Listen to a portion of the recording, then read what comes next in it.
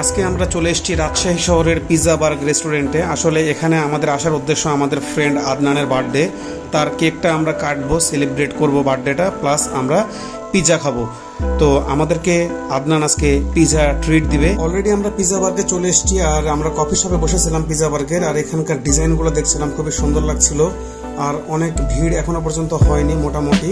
তো আমরা ওয়েট করছি, অলরেডি ওয়েট করতে করতে আদনান চলে এসেছে। ও আসার পর আমরা পিৎজা পয়েন্টে ঢুকলাম পাশেরটাতে। এখানে ঢুকার পরে দেখতে পাচ্ছি যে এখনো পর্যন্ত ভিড় হয়নি। আমরা এসেছিলাম 5:30টার সময়, তবে 7টার পরে প্রচুর ভিড় হয়। তো আসা মাত্রই আমাদের হাতে মেনু কার্ডটা ধরিয়ে দিয়ে বলছে তোদের যেই পিৎজাটা ভালো লাগে তোরা অর্ডার কর।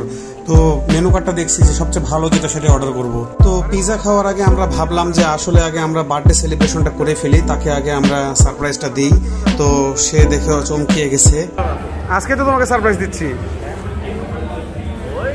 हाउसफुलर मत अवस्था एक साथ था जिसके सर पे प्राइज रखा था, उसी के घर पे सरप्राइज देने आया। আবার এটা কি লিখেছো মিয়া? তুমি ব্যাংকে জব করো, তুমি ব্যাংকার মানুষ, তো কি করব? ব্যাংকার না, আমি খুবই সাধারণ একজন মানুষ। না না, তুমি ব্যাংকার। ও আচ্ছা আচ্ছা, ব্যাংকারের মোবাইল তো ভালোই হবে, S25 আলট্রাই হবে। ঠিকই আছে ঠিকই আছে। Wow, happy birthday mister Adnan. আমি একটু খাওয়াই দিই।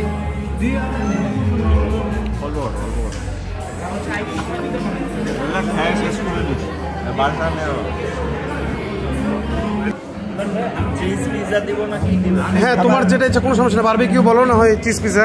আসলে আমরা 2টা পিৎজা অর্ডার করি, 2টা পিৎজার সঙ্গে ড্রিঙ্কসও অর্ডার করা হয়েছিল। তো এট ফার্স্ট আমাদেরকে ড্রিঙ্কসটা দিয়ে গেছে, আর পিৎজাটা হচ্ছে আসলে আমাদেরকে যেয়ে নিয়ে আসতে হবে। আমরা অর্ডার করেছি, টোকেন নাম্বার নিয়ে পিৎজাটা নিয়ে আসতে হবে। তো অলরেডি আমি এখন পিৎজাটা নিতে গেলাম।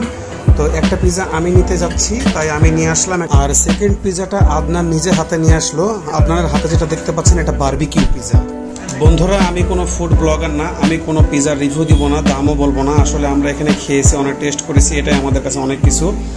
তো একটা কথা না বললেই না যে ওনারা কিন্তু পিৎজাটা কেটে দেয়নি, রোলারটা দেয়নি। দেখতে পাচ্ছেন যে একটা চামচ দিয়েছে, এই চামচ দিয়ে নিজেদেরকে কষ্ট করে একটু কেটে নিতে হচ্ছে। এটা একটু আমার কাছে অরিড লেগেছে, তাছাড়া কোনো প্রবলেম হয়নি। আদনান নিজে হাতে আমাদেরকে কেটে দিচ্ছে। আসলে যার বার্থডে সেই পরিশ্রম করে দিচ্ছে, এটা আমাদের কাছে অনেক কিছু। তো আপনারা রাজশাহী শহরে পিৎজা বার্গের এই শাখাতে আপনারা কে কে এসেছেন এটা অবশ্যই জানাবেন। কে কে ভিডিওটা দেখছেন, কে কে ভিডিওটা দেখেন। ফেসবুক পেজ থেকে দেখে থাকলে একটু ফলো দিবেন, ইউটিউব থেকে দেখলে সাবস্ক্রাইব করে পাশে থাকবেন। আপনাদের অসংখ্য ধন্যবাদ যারা করেছেন সাবস্ক্রাইব। আমি আসলে ফুড ব্লগার না, এই জন্য আমি কোনো কিছু বলছি না, জাস্ট আমরা একটু এনজয় করছি, সেটাই আমরা একটু মানে মেমোরি হিসেবে একটু ধারণ করে রাখছি, এই আর কি, এই জন্য ভিডিওটি করা। তো আমি এখন একটু টেস্ট করে দেখবো আসলে কেমন। তো আমি একটু মুখে দিয়ে দেখছি আসলে কেমন হয়েছে।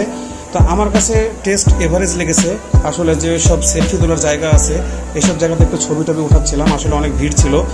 দেখতে দেখতে ঘড়িতে 7:30 বেজে গেছে, এই জন্য আর কি।